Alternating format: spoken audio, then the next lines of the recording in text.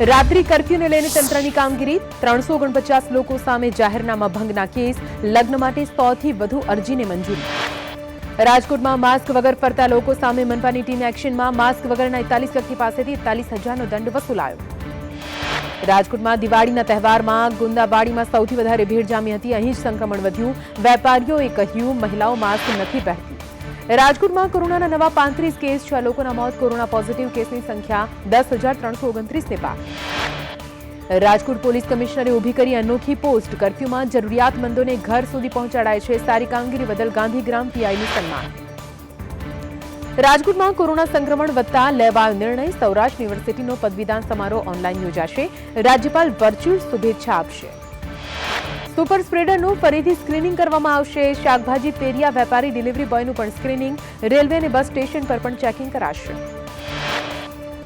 રાજકોટના યુવકે 6 વાર પ્લાઝમા ડોનેટ કર્યું વિનોદ મોલિયા પ્લાઝમા ડોનેટ કરી અન્ય કોરોના દર્દીને નવજીવન બક્ષી રહ્યા છે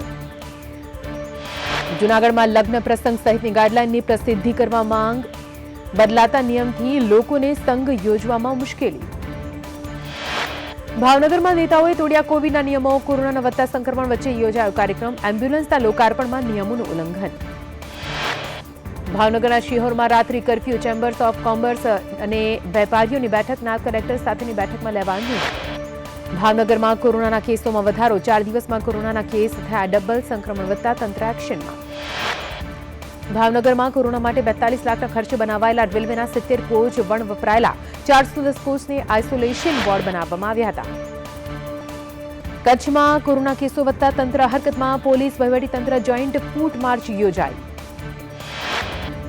બોટાદ પોલીસે લોકોને કોરોનાના નિયમોનું પાલન કરવા માટે અપીલ કરી છે નિયમોનો ભંગ કરનાર વિરુદ્ધ થશે કડક કાર્યવાહી કોરોના સંક્રમણ અટકાવવા માટે જામનગરમાં પાંચાની હોટેલમાં એન્ટીજન ટેસ્ટ કરવામાં આવ્યા આરોગ્યની ટીમ શહેરભરમાં કામગીરી કરી રહી છે સુરેન્દ્રનગરના લીંબડીમાં એસબીઆઈ બેંકના 5 કર્મીને કોરોના થયો બેંકની કામગીરી 27 ડિસેમ્બર સુધી બંધ રખાઈ અમરેલીની બજારમાં માસ્ક વગર ફરતા લોકોની સામે તંત્રની કાર્યવાહી લાયસન્સ વગર આંટા મારતા 8 લોકોના વાહન પોલીસે ડિટેન કર્યા ભુજમાં કોરોનાની ગાઈડલાઈનનું ઉલ્લંઘન કરતા બસ રિક્ષા ચાલક સામે ગુનો સંક્રમણ વધતા તંત્ર સક્રિય સફાઈ મુદ્દે સુરેન્દ્રનગર શહેર કોંગ્રેસના 3 દિવસીય ધરણા પાલિકા કચેરી બહાર કચરો ઠાલવવાની ચીમકી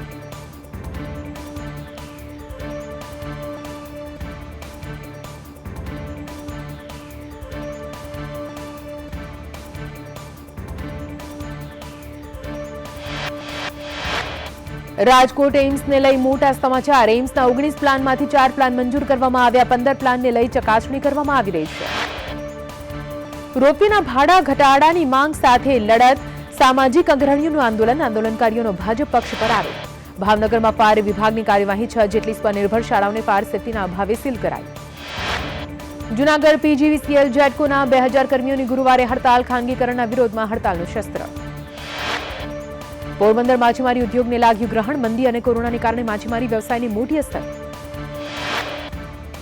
વિશ્વની મંદીથી શિપ બ્રેકિંગમાં તેજી અલંગયાર્ડમાં 2 માસમાં 12 પેસેન્જર શિપ ભાંગવા માટે આવે છે તેવા સંજોગો સંભવિત વાવાઝોડાના કારણે દ્વારકાના તમામ બંદરો પર 1 નંબરનું સિગ્નલ લગાવવામાં આવ્યું છે જામનગરના દરિયા કિનારે ગતિ વાવાઝોડાની આગાહીને પગલે 2 નંબરનું સિગ્નલ લગાવાયું માછીમારોને દરિયો ન ખેડવા સૂચના સુરેન્દ્રનગરમાં ગત વર્ષ કરતા લઘુત્તમ પારો 10 ડિગ્રી ગગડ્યો છે રાત્રે પારો 14.5 ડિગ્રી અટકતા ઠંડીનો માહોલ રાજકોટ બેડીયાર્ડમાં શરૂ કરાશે મગફળીની હરાજી 1 સપ્તાહ બાદ મગફળીની પુષ્કળ આવક અંદાજિત 70,000 બોરીનું અનુમાન દ્વારકામાં થાળી વેલણ વગાડી ખેડૂતોનો વિરોધ ખરીફ પાકમાં નુકસાનીના વળતરની માંગ સીએમને ઉદ્દેશીને આવેદનપત્ર આપ્યું હાપાયાર્ડમાં મગફળીની નવી આવક શરૂ થઈ છે મગફળી ખરીદવા માટે તમિલનાડુના વેપારીઓ ઉમટ્યા 40,000 ગુણી મગફળીની આવક નોંધાઈ દ્વારકામાં કિસાન સહાય અંગે ગુજરાત કિસાન કોંગ્રેસનું આવેદનપત્ર માવઠાથી થયેલા નુકસાન અંગે સહાય આપવા માંગ હળવદનો દેવળિયામાં કેનાલમાં ગાબડું માઇનોર કેનાલમાં ગાબડું પડતા પાણી ફરી વળ્યું